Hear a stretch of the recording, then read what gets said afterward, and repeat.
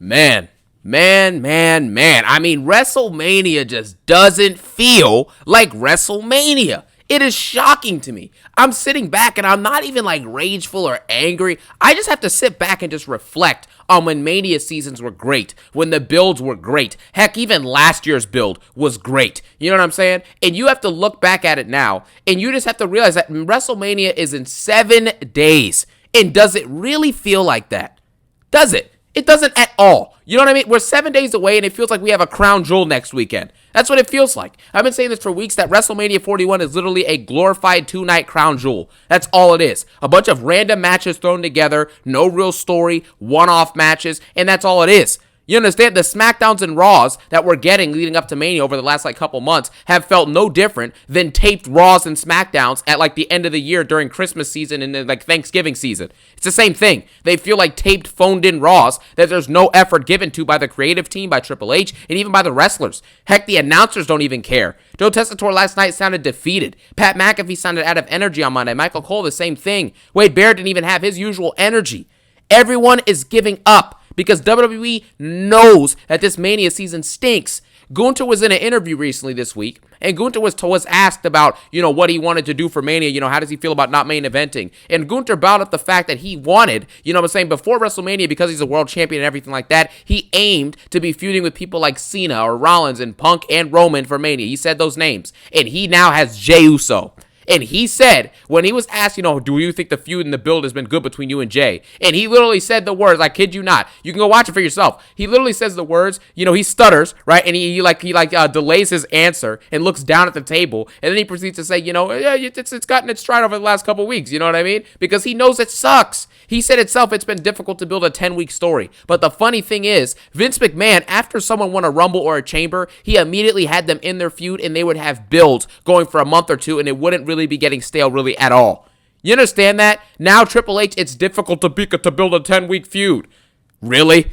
But it's been getting done for decades, but now it's difficult to book a 10-week feud now. It just shows you how much of a worse booker Triple H is than Vince McMahon when Vince was even a semi in his prime. An average version of Vince McMahon, like a 2008 or a 2009 Vince McMahon, is much better than a 2025 Triple H, and it's not even close. And so you look at the ticket prices, the stadium has 60,000 seats, you're barely struggling to get $50K for both nights. I mean, you can blame it on the pricing, you can blame it on everything, but you need to be blaming it on the quality. If it was really hype, like if this card, for example, because this is what the card should have been, because this Mania is just a bunch of missed opportunities. You have CM Punk, Seth Rollins, that could have been a match that first time ever that could have happened at this year's Mania, that would have been cool. Cena versus Gunther, or Cena versus Cody to get the 17th title, Cody versus a heel Orton could have been something, Roman Reigns versus Drew McIntyre. Remember Drew McIntyre at the beginning of this year was on that bloodline hating arc? You could have culminated that in a match versus Roman Reigns in a last man standing or an I Quit match. Something that's not for a belt or anything like that, but that's just a pure blood feud with two great competitors and two great talents. That's what you could have had, because you're going to have Roman, Punk, and Rollins in a meaningless triple threat anyways in a Paul Heyman on a pole match, because Roman, Punk, and Rollins has no storyline. There's no animosity between the three men. There's no promos like Cody and Cena had where everyone's cutting deep on each other rather than talking about Paul Heyman. This feud is basically carried off of star power. That's all it has. And even then, you still can't sell out for this to be the main event. You still can't sell out the arena because no one cares. It's not good enough. So I don't care about this garbage. You could have had what's it called? You could have had Rhea versus Bianca in a straight up one-on-one for the world title.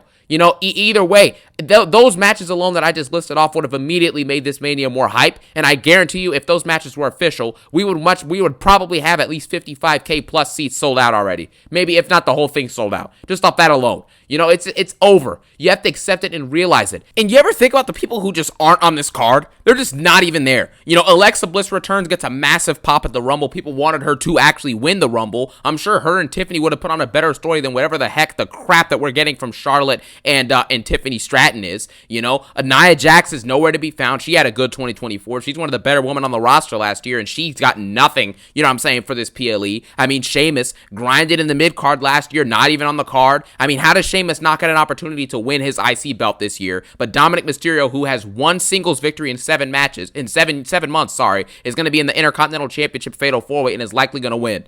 You know what I mean? Finn Balor, same thing. He's won like 2 singles matches in the last year, and he's going to get this match. Penta, done nothing, getting this match. You know, Ludwig Kaiser has done more than Penta over the last year. He's done more than all of them in the mid-card, honestly. He's wrestled more than all of them, and he's got nothing. Carmelo Hayes, consistent, shows up every week, wrestles pretty much semi-consistent. No, actually, yeah, pretty much every week, was cutting promos, was fighting the WWE Champion on SmackDown main events, and he's relegated this year now to not even being on the card. He's not even on the card. The Street Profits. 4 years in between them winning their last tag team championship to winning it recently. And they're not even on the card. All the tag team nonsense they've been doing for the last few months, all that for them to not even be on the card. You know what I mean? It's so nonsensical, and it's not even funny. If you put Alexa Bliss, Nia Jax, Sheamus, you know what I mean, actually gave engaging title matches and switched out Jey Uso as your Rumble winner, switched out Charlotte as your Rumble winner, and had someone else win it, you would have had a better PLE. Just off those decisions alone. Just 2 or 3 decisions would have made this Mania from a 2 out of 10 hype to like a 6 or a 7 minimum. But no, we get garbage, and it just is what it is. This is going to be one of the lowest attended Manias of all time. It might be the lowest attended Mania, actually, I think in like 2 decades or something like that. So it's just, even at Vince's worst, he still was drawing more people in seats for WrestleMania season and understood the importance of Mania season. What does Triple H understand about the importance of Mania season? Well, let's see. He was on Jimmy Fallon this week. While WWE is falling apart at the seams, Mania season sucks, fans are complaining, viewership is down, ticket sales are down, and this dude is on Jimmy Fallon talking about how great WrestleMania is going to be, but is doing nothing to actually make it great. This isn't even stuff you can yell at. You just have to laugh at it. It's embarrassing. The company is getting worse and worse month over month, and this dude's on Jimmy Fallon doing talk shows. What are you talking about? You know, well, what are you going to talk about? Libations. You know, it's over. And everything makes no sense. This card is terrible. It is terrible because it's full of a bunch of Raw and SmackDown matches. You have Jey Uso versus Gunther. We have seen this match on Raw twice, and we've seen it at Saturday Night Main Event a week before the Royal Rumble. You have Rey Mysterio versus El Grande Americano or Chad Gable, whatever you want to call him. Another match that we've seen combinations of him and the LWO on Raw now for like 2 months straight. Jade versus Naomi. This is a SmackDown match. I know the build for it has been decent, but the fact that this is the decent build, and it's probably one of the more better built matches of this Mania card, lets you know how embarrassing this Mania is. This build hasn't even been great, it's just been decent. And even with that, it's still one of the better built matches. Rhea versus Io, Sky versus Bianca. We've seen Rhea versus Io like twice on Raw. We saw Io versus Bianca at Backlash. We saw Io versus Bianca on Raw as well. Last year was an amazing match, one of the best women's matches of the year last year. But we've seen the combination of all of these wrestlers. We've already seen this on Raw before. LA Knight versus Jacob Fatu. We've seen LA Knight and Fatu in the ring together. We've seen LA Knight fight Tama Tonga, fight Solo, fight Jacob Fatu. We've seen the whole combination of it. And if they even think about doing Randy Orton versus Solo Sikoa, we've seen that at least 4 times on SmackDown. You can go look it up. It's ridiculous at this point. You know, AJ Styles versus Logan Paul. I mean, come on at this point, man. What is this? Neither of them have showed up to build this feud at all. At all. Braun Breaker in a random fatal 4-way thrown together with nothing. Dominic Mysterio has 1 televised singles victory in the last 8 months, and this dude is in a Mania match for an Intercontinental Championship that he's likely going to win. Explain that, please. You don't wrestle, you don't win matches, you don't cut promos, but somehow you're in an Intercontinental Championship match. And Triple H is an amazing booker. It makes no sense. Look at it down the line. Nothing's working here. The women's tag matches, nobody cares about Liv Morgan and Raquel Rodriguez versus Lyra Valkyria, who is an Intercontinental Champion, okay, and Bayley. It's ridiculous. Your 2 singles champions in the women's division with Chelsea Green and Lyra have no singles matches at WrestleMania, which shows me that not only are the U.S. and the women's IC belt meaningless, but they're consolation prizes. Hey, you can't be world champion and we're not really putting you on TV that much. Here, take this title to feel good about yourself and wear it around your shoulder. That's all they got. Liv Morgan, an amazing 2024. And you mean to tell me that the best you have for her is a women's tag team championship match, which we know they're probably going to win. Why would they put the IC belt and the tag belt on Lyra Valkyria? It makes no sense. So it's over. We have to accept these things. We have to realize these things, and we have to understand the fact that this Mania season does not feel like WrestleMania, and this Mania season is atrocious. It is atrocious. There should be no scenario in which we are 1 week out, and I had to shut off Raw, and I had to shut off SmackDown a week in advance. Last year, if I was watching Raw or SmackDown a week in advance, you had Rock, you had Roman, you had Cody, you had Seth. You know, I just don't understand this. The shows were hype. You had memorable segments. You had awesome moments. You had intriguing promos. Things to actually cut deep and build these matches and build these feuds. Where is that this year? Where is it? And people are talking about, oh, I'm hyped for these builds. I'm hyped for this match. I'm hyped for that match. No, you're not. No, you're not. You're telling yourself you're hyped for these matches, but deep down, you know you're not hyped for these matches. Punk and Rollins and Roman, what is there to look forward to? What are you looking forward to in this match? Seriously, be honest with yourself. What are you looking forward to? Well, besides, I want to see the 3 stars interact. No, that's not a good enough reason. What are we looking forward to in this match? What, a good match? That's not enough. If you want good matches, just go throw in Berto versus Rey Fenix, do Penta versus Pete Dunne, and then do Chad Gable versus Rey Mysterio, and have the main event be like, I don't even know at this point. Just have like some great in-ring guy, have Sheamus go in there and fight Braun Breaker in the main event for the Intercontinental title. That should be your main event then. Because everyone's talking about, the build sucks, but if the matches are good, Mania's saved. No, it's not. Matches being good aren't enough, especially in an era where wrestlers don't even wrestle that much. So you mean to tell me that you're giving me a Raw match or a SmackDown level match, and then it's barely good? We could have seen that on Raw. Who cares? If you have no story, you have no build, and you have no intrigue or hype for these matches, it does not matter whether they're good in ring or not. I could care less if Roman versus Punk versus Rollins is a 10 out of 10 match. It doesn't matter. There's nothing to look forward to. It's a Paul Heyman on a pole match. That's all it is. Nobody cares who wins this match. If CM Punk wins, it doesn't matter. If Rollins wins, it doesn't matter. If Roman wins, it doesn't matter. It would be nonsensical for Roman not to win this match because of his track record and him winning, him being champ for 5 years versus Punk and Rollins, who again have won nothing of meaning over the last year. Nothing. But somehow Roman will probably end up losing this match. And Paul Heyman, whoever he turns on, nobody cares. We're still doing who will Paul Heyman turn on gimmicks in 2025. They're creatively bankrupt. They're bankrupt, man. And I just don't know how we can sit here and be okay with this garbage. This is embarrassing, guys. Think about wrestling and all the great manias you've had and all the great matches and the great builds and the great hype and everything like that. Even last year. Heck, even Mania 39 had a better build than this. And it was a better PLE than what this is going to be. And Mania is missing that element of having the actual long-term fallout from the decisions that are going to be made. You understand that? At Mania 39 even, you had Cody Rhodes versus Roman Reigns. That was built up well for a couple months, okay? And then you had that match, which again led to another year-long thing of Cody eventually getting his title back, or getting his title. You know what I'm saying? When he start taking back the title that you never lost, yeah? Taking that. And, I can't stop thinking about Punk. But you get the point. That storyline had payoff, and it had things that carried over a year later. A year later.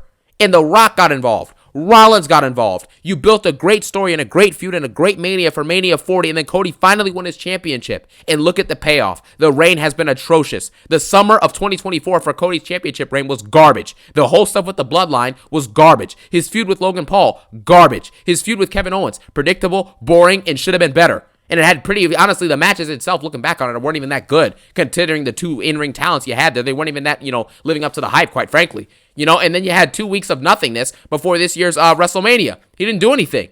Has he wrestled it since the Rumble? I don't even think he's wrestled since Royal Rumble. So I just, it's going to be over. It just is.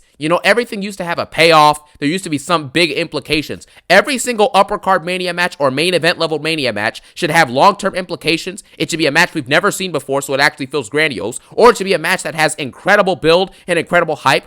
And it should also be a match that, is actually worthy of being a main event match at a WrestleMania. A match that really would change the landscape of the company when it happens. The only match on this card that actually has implications like that is Cody versus Cena. That's it. Everything else can literally be thrown on a Raw or SmackDown and it would not be missed by anybody. Nobody cares. The viewership is showing you that. The profits are showing you that. The booking is showing you that. And the wrestlers even talking about it in interviews now. It's over at this point. There's no long-term payoff. There's no build-up. You have New Day fighting the War Raiders on WrestleMania, but you mean to tell me that the Street Profits and the DIY, Motor City Machine Guns, Garza and Berto, all these tag teams that have been at each other's throats now for months. For months, we've been getting all these repetitive SmackDown matches and repetitive garbage tag team segments and trash matches with predictable finishes and a bunch of, just thrown together trash storylines with the tag team division on SmackDown. And you mean to tell me that it's all going to end in a SmackDown match between Motor City Machine Guns and Street Profits next week for the belts?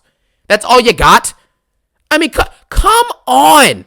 It gets to a point, man. What did we just waste 2.5 months with this tag team division for then? If we were just going to end up with a match we've seen 3 times already. I mean, it's over. It truly is. We know it's over, and WWE knows it's over. The women's IC belt, they were just fighting for it on Monday, Bayley and Lyra, and now they're going for the belts at Mania. It is done. I've said everything I needed to say. We have to sit back now and just watch as this Mania season that doesn't feel like Mania, which is sad to say, but it is what it is. You know, I don't even know what to even say at this point, man. Mania season is dead. Mania season doesn't feel like Mania. And next week, we have a Crown Jewel PLE waiting for us. A 2-night Crown Jewel extravaganza. That's what we have waiting for us. With no storylines, no feuds, no builds, and only one match to look forward to, and that's John Cena versus Cody Rhodes. And the only reason that matters is because the belt's on the line and because John Cena, it's his final Mania match. That's it. Everything else can literally it can literally be taken from the card and nobody would care. No one would care. So, there you have it, man. No stories, no build, no intrigue, no hype, bad booking, declining viewership, declining revenue, declining ticket sales, one of the lowest attended Manias ever, and you're doing all this on the back of telling us that this company's great, record numbers, amazing viewership, the company's the hottest it's ever been, etc. Lies, garbage, trash, and absolute and utter nonsense. Garbage isn't greatness. Garbage is garbage. I don't care what Triple H or any of the WWE, shills and any of these people in the company try and tell you, the company's the best it's ever been. WWE's the hottest it's ever been. No, it's not. It sucks, and you need to realize it, and hopefully it gets better. But with that being said, that's going to wrap it up for this video. I thank you guys so much for watching. I thank you guys so much for your support recently. It's truly appreciated. I appreciate you. I respect you. I'm proud of you. You know what I'm saying? So that's that. But I thank you guys so much for watching. Have a phenomenal day. Peace out and one love.